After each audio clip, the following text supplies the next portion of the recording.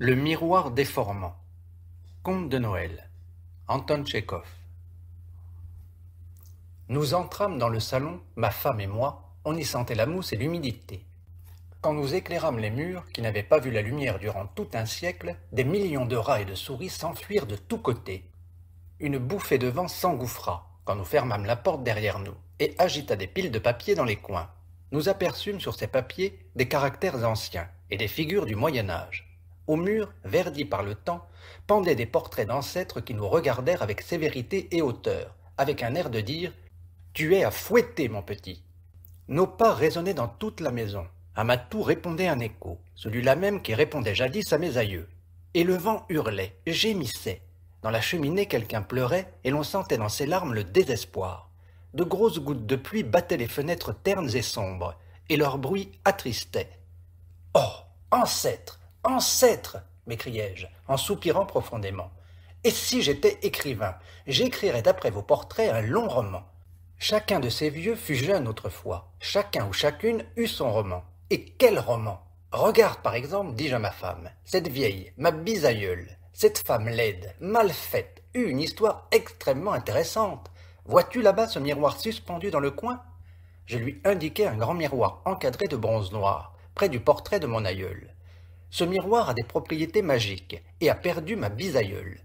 Elle l'avait payé énormément cher et ne s'en sépara pas de toute sa vie.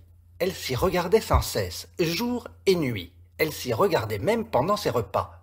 Elle le mettait près d'elle en se couchant et demanda, à son lit de mort, qu'on le plaçât dans sa bière. Si l'on ne réalisa pas son vœu, ce fut uniquement parce que le miroir ne put pas loger dans son cercueil. « Était-ce donc une coquette ?» demanda ma femme. « Admettons, mais n'avait-elle pas d'autres miroirs? Pourquoi donc précisément aimait-elle tant celui-ci et pas un autre? N'avait-elle pas de glace meilleure? Non, chérie, il y a là quelque effroyable mystère. Impossible autrement.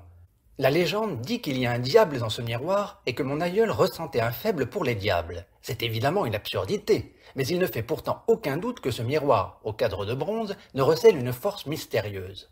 J'essuyai d'un geste la poussière du miroir, m'y regardai et éclatai de rire. L'écho répondit sourdement à mon rire. Le miroir déformait. Mes traits furent détournés de tous côtés. Mon nez entra dans ma joue gauche, mon menton se dédoubla et s'en alla de biais. Ma bisaïeule, dis-je, avait un goût étrange.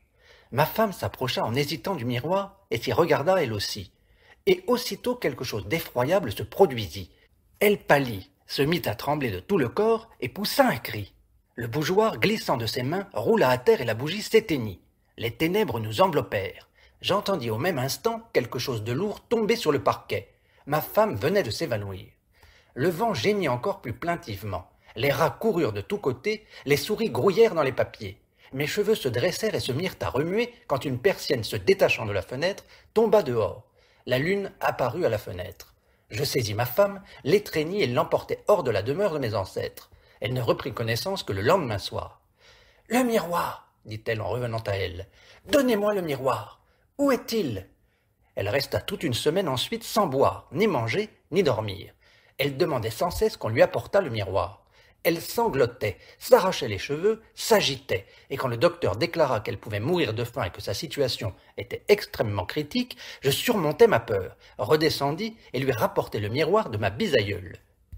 En l'apercevant, elle se mit à rire de bonheur. Puis elle le saisit, l'embrassa et y plongea ses regards.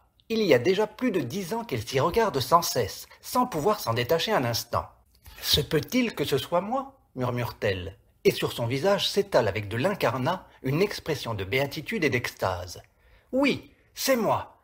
Tout ment hormis ce miroir. Les gens, mon mari, mentent. Ah, si je m'étais vu auparavant, si je m'étais connu tel que je suis, je n'aurais pas épousé cet homme. Il n'est pas digne de moi.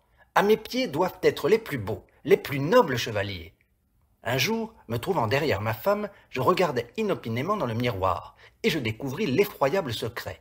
Je vis dans le teint une femme d'une aveuglante beauté, telle que je n'en avais jamais rencontrée de ma vie. C'était un prodige de la nature, une harmonie de beauté, d'élégance et d'amour. Mais qu'est-ce donc? Qu'était-il arrivé? Comment ma femme, laide et disgracieuse, me semblait-elle, dans le miroir, si belle? Pourquoi? Mais parce que le miroir déformant faussait de tous côtés la laide figure de ma femme, et que par suite de ce bouleversement des lignes, elle devenait par hasard très belle. Moins par moins donnait plus.